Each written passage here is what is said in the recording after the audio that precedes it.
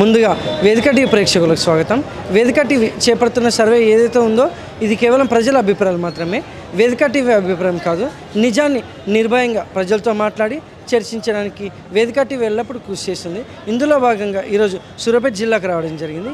మరి ఈ సూర్యాపేటలో ఉన్నటువంటి ఆర్టీసీ బస్ స్టాండ్కి చాలా గ్రామాల నుంచి ప్రజలు నేరేడుచెర్ల, భీమారం, కోదాడ, తుంగతుర్తి, తొర్రూరు, ఖమ్మం, మహబూబాబాద్ నుంచి ప్రజలు ఇక్కడికి రాకపోకలు సాగిస్తుంటారు. మరి ఇక్కడికి వచ్చిన ప్రజలతో మాట్లాడి కాంగ్రెస్ హయాంలో రేవంత్ రెడ్డి గారు ప్రవేశపెట్టిన ఈ 6 గ్యారెంటీలు కానీ సంక్షేమ పథకాలు కానీ ప్రజలకు ఏ విధంగా లబ్ధి చేకూరుతున్నాయి, మరి అలాగే గతంలో కేసీఆర్ గారి పాలన విధి విధానాలు ఏ విధంగా జరిగాయి అనే విషయాన్ని వాళ్ళ అభిప్రాయం ద్వారా తెలుసుకునే ప్రయత్నం చేద్దాం. నమస్తే సార్. నమస్తే అండి. మీ పేరు సార్? హరీష్ కుమార్. ఏం చేస్తుంటారు సార్? నేను ఐ స్పెషలైజేషన్ ఆప్టోమెట్రిస్ట్. గ్రామం, మండలం? నాది అచ్చంపేట ప్రాపర్. శ్రీశైలం, మన నార్కల్ డిస్ట్రిక్ట్ అచ్చంపేట. సీఎం రేవంత్ రెడ్డి గారి పాలనపై మీ అభిప్రాయం ఏంటి సార్? నేను సిటీలో వచ్చేసి హైదరాబాద్. కాకపోతే అంటే సీఎం రేవంత్ రెడ్డి గారి పాలన అనేది అంత మాకేం నచ్చలేదు. అన్ని హామీలు పెద్దగా ఏం అప్లై ఏమి ఇవ్వట్లేదు. ఒకరికి వస్తేనే ఒకరికి వస్తలేవు. ఇంకా పెద్ద డెవలప్మెంట్ కూడా ఏం అనిపించట్లేదు నాకు. ఏం అనిపించట్లేదు. నెక్స్ట్ పార్టీ ఉంటుందో లేదో కూడా కన్ఫర్మ్ లేదు. ఏదో లక్కీగా సీఎం అయ్యింది అనిపిస్తుంది అంతే. కేసీఆర్ మీద వ్యతిరేకత అని వాళ్ళ కూడా మిస్టేక్స్ ఉన్నాయి. కాకపోతే వాళ్ళకనే అయితే వర్స్ట్. వాళ్ళతో పోలిస్తే వీళ్ళు ఇంకా బేకార్. ఇంకా అంటే ఇప్పుడు ఈ 6 గ్యారెంటీలు ఏవైతే ఉన్నాయో ప్రజల కోసమే కదా, ఏ విధంగా అందుతున్నాయి అంటారు? మీకు అందట్లేవు కాబట్టి చెప్తున్నాం అన్నమాట. అందరికి ఇప్పుడు మాకు అవసరం లేదు, మాకేం అవసరం లేదు. కనీసం పేదలకు వాళ్ళకు ఉండవలసిన ఒకరికి వస్తున్నా ఒకరికి వస్తలేవు. మాకు ఆయన గ్యారెంటీ ఆ సిలిండర్ మాకేం అవసరం. మేము బాగానే ఉన్నాం, పర్లేదు, మిడిల్ క్లాస్. కాకపోతే అందరికీ అందలేవని తెలిసింది మాకు కూడా. ఎవరికైతే అయితే అందట్లేదో వాళ్ళు బాధపడకుండా చెప్పారు మాకు అందట్లేదు అని. అంతే. ఎందుకంటే కొందరికి ఇచ్చి కొందరికి ఇవ్వకపోవడం తప్పదు. ఇస్తే అందరికీ ఇవ్వాలి. ఇన్ఫ్రాస్ట్రక్చర్ కూడా పెద్ద డెవలప్మెంట్ ఏం కనిపించట్లేదు నాకు. మరి గతంలో కేసీఆర్ గారి పాలనపై మీ అభిప్రాయం ఏంటి సార్? కేసీఆర్ పాలన దీంతో పోల్చుకుంటే కొంచెం బెటర్. ఎందుకంటే ఇప్పుడు ఈ ఫ్రీ బస్సులు ఆటోలకు ఎందుకు రోజు కొట్లాడుకొని వస్తారు. ఆయన అట్లేం పెట్టలే కదా. కాకపోతే ఆయన చేసిన మిస్టేక్స్ ఏంటంటే ఎగ్జామ్స్ పెట్టినప్పుడు పేపర్ లీక్ అయ్యి గవర్నమెంట్ జాబ్ లేకపోవడం వల్ల విద్యార్థులకు కోపం వచ్చిందన్నమాట మెయిన్గా. ఇక్కడ వీళ్ళు గవర్నమెంట్ జాబ్ వేసినా కూడా ఓకే. కాకపోతే ఇవన్నీ పాసిబుల్ కానీ ఇవన్నీ ప్రజల మీద ఎక్కువ భారం పడే పనులు చేస్తారు. ఇవన్నీ ఎవరికి కావాలి? ఫ్రీగా 100 రూపాయలు పెట్టుకొని పోలేరా బస్ కిరాయి?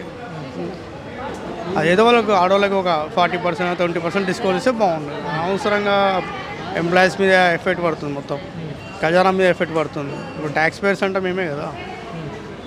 కేసీఆర్ ఏం చేసిండు? ఉన్నోనికి లేనోనికి 100 ఎకరాలు ఉన్నోనికి కూడా అదే పైసలు ఇచ్చిండు. అది తప్పే.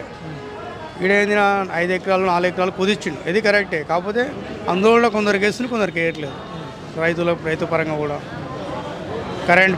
కరెంట్ కూడా కరెక్ట్ లేదు. కరెంట్ కూడా కరెక్ట్ సప్లై లేదు. ఇంకోటి అనవసరంగా ఈ ఫ్రీ బీసీ ఇవ్వడం అనేది వరస్ట్ టాపిక్. ఇది అందరు లేజీ అయిపోతారు. యాక్చువల్గా మన తెలంగాణలో ఎవరైనా పనులు కావాలి, ఏమైనా కూలీలు కావాలంటే ఒకటి చేయట్లేదు. అందరు బీహార్ నుంచి అక్కడ నుంచి వచ్చిన వాళ్ళు ఏదో తెప్పించుకుంటారు. ఈ ఫ్రీ బీసీ ఇవ్వడం వల్ల లేజీ అయిపోతారు జనాలు. అంతే. ఈయన జాబ్లు ఇచ్చినా వేయలేదు అంతే. పెద్ద ఏం లేదు తేడా. ఆయన ఓవర్కి ఇచ్చిండు. అది 100 ఎకరాలు కూడా ఇచ్చిండు. అది తప్పే. ఈయన తక్కువ వాళ్ళకి ఇచ్చిండు, ఇది ఓకే. కాకపోతే కొందరికి ఇచ్చి కొందరికి ఇవ్వడం తప్పు. Thank you sir. నమస్తే సార్. నమస్తే అండి, చెప్పండి. మీ పేరు సార్? నా పేరు లకావత్ రాజేందర్. ఏం చేస్తుంటారు సార్? నేను ఫోన్పే మార్కెటింగ్ హెడ్ని. గ్రామం, మండలం? నాది మండలం. గ్రామం, మండలం రెండు. సీఎం రేవంత్ రెడ్డి గారి పాలనపై మీ అభిప్రాయం ఏంటి sir? As a CM he is not a good CM for anything else. తెలంగాణకి ఒక మంచి సీఎం కావాలంటే వచ్చాడు. ఒక మైనస్ ఉంది, ఆయన దగ్గర ప్లస్ ఉంది. ఏంటంటే స్త్రీలకు బస్సు ఫ్రీగా కల్పించడం, అదొకటే చేశాడు. మిగతా ఏం లేవు కదా. జనాలు కూడా చెప్తున్నారు. జనాలు ఏం చెప్తున్నారంటే మాకు సరిగా అందట్లేదు. ఇప్పుడు ఆయన 100 పథకాలు పెట్టుండొచ్చు, అందులో అమలైంది ఒకటే. ఇప్పుడు రైతు బంద్ వేస్తా అన్నాడు, కొంతమందికి వచ్చింది, కొంతమందికి రాలేదు. ఇప్పుడు రైతు భరోసా అంటుండు, ధరణి పోర్టల్ తీసేశాడు. అది ఆయన దగ్గర ఎబిలిటీ లేదు. యాజ్ ఏ సీఎంగా ఇంతకుముందు మినిస్టర్ పదవి కూడా చేయలేదు అతను. మినిస్ట్రీస్ చేయలేదు. ఏదైనా అఫికే ఇప్పుడు ఏమైనా 4-5 మినిస్టర్లు 4-5 సంవత్సరాలు మినిస్టరీ చేసి ఉండుంటే ఒక సీఎంగా బాధ్యతలు ఆయన ప్రతి డిపార్ట్మెంట్లో ఒక అవగాహన ఉంటుంది ఆయనకి. ఏ మినిస్టరీ చేయకుండా డైరెక్ట్ సీఎం మీద కూర్చునేసరికి ఆయనకి హెజిటేట్ అవుతున్నాడు అతను. అంటే ఆ డిపార్ట్మెంట్కి సంబంధించింది తెలియట్లేదు అది ఇది. ఇప్పుడు ఎడ్యుకేషన్ ఉంది, ఎడ్యుకేషన్ ఎట్లుందో తెలుసు మీకు, అగ్రికల్చర్ ఉంది, రెవెన్యూ ఎట్లుంది అది మనకి. That's it. మరి గతంలో కేసీఆర్ గారి పాలనపై మీ అభిప్రాయం ఏంటి సార్?